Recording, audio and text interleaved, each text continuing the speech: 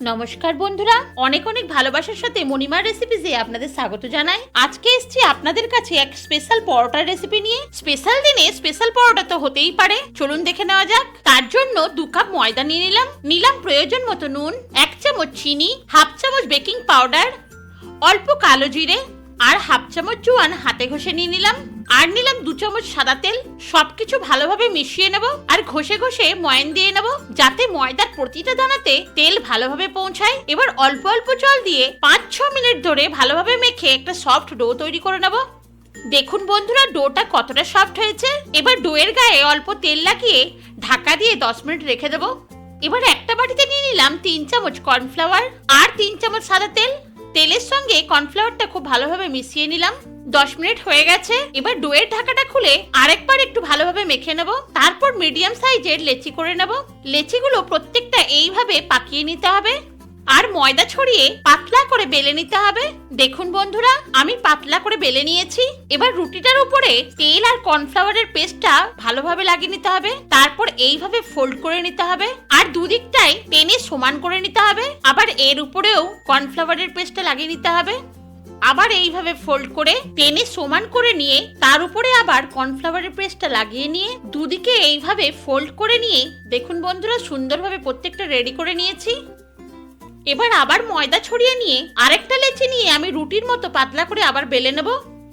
তার উপরে কর্নফ্লাওয়ারের পেস্টটা ভালো করে লাগিয়ে নিয়ে মাঝ বরাবর এইটা বসিয়ে দিলাম আর উপর থেকে নিচে এইভাবে ফোল্ড করে দুদিকটা সমান করে নিলাম। তার উপরে বুলিয়ে নিলাম একটু কর্নফ্লাওয়ারের পেস্ট। আবার নিচের দিকটা এইভাবে ফোল্ড করে নিয়ে দুদিকটা সমান করে নিলাম। উপরে আরেকটু পেস্ট লাগিয়ে নিয়ে দুদিকটাই এইভাবে মুড়ে নিয়ে রেডি করে নিলাম।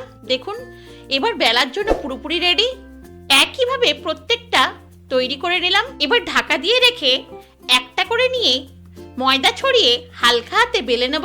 দেখুন বন্ধুরা, খুব মোটা বা খুব পাতলা বেলিনি, মিডিয়াম মোটা বেলে নিয়েছি। এবার তাওয়া গরম করে একটা করে পরোটা দিয়ে দেব আর উল্টে পাল্টে ভালোভাবে সেকে নেব। তারপর তেল ছড়িয়ে ভেজে নেব। দেখুন বন্ধুরা, কতটা সুন্দরভাবে পরোটাগুলো ফুলে উঠছে আর ভাঁজগুলো প্রত্যেকটা সুন্দরভাবে দেখা যাচ্ছে। আপনারা আপনাদের ইচ্ছে মতো কম বা বেশি তেলে পরোটাগুলো ভেজে নিতে পারেন। দেখুন বন্ধুরা, পরোটাটা আমার খুব ভালোভাবে ভাজা হয়ে গেছে। এবার তুলে নিলাম। দেখুন কতটা সুন্দর দেখতে হয়েছে আর প্রতিটা খাঁজ সুন্দরভাবে বোঝা যাচ্ছে। এইভাবে পরের পরোটাগুলো ভেজে নেব। বন্ধুরা, আপনাদের এই চ্যানেলে আমি বিভিন্ন জায়গার বিভিন্ন রেসিপি একেবারে সহজ পদ্ধতিতে শেয়ার করেছি, তাই দেখার অনুরোধ রইল। আর আপনারা যদি কেউ আমার নতুন বন্ধু হয়ে থাকেন তাহলে চ্যানেলটিকে সাবস্ক্রাইব করে পাশে থাকা বেল আইকনটিকে প্রেস করে অলে সেট করে দিয়ে সবসময় আমার পাশে থাকার অনুরোধ রইল। দেখুন বন্ধুরা, কথায় কথায় আরেকটা পরোটাও সুন্দরভাবে তৈরি হয়ে গেল। আর দেখুন প্রতিটি পরোটাই খুব সুন্দরভাবে ফুলে উঠছে। এইভাবে আমি প্রতিটি পরোটা তৈরি করে নিলাম আর দেখুন সুন্দরভাবে প্রত্যেকটা খাঁজ খুলে আসছে আর কতটা সফট হয়েছে। তাই একটিবার ট্রাই করার অনুরোধ রইল।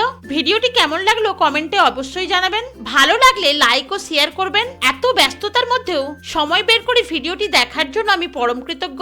ভালো থাকবেন, ধন্যবাদ।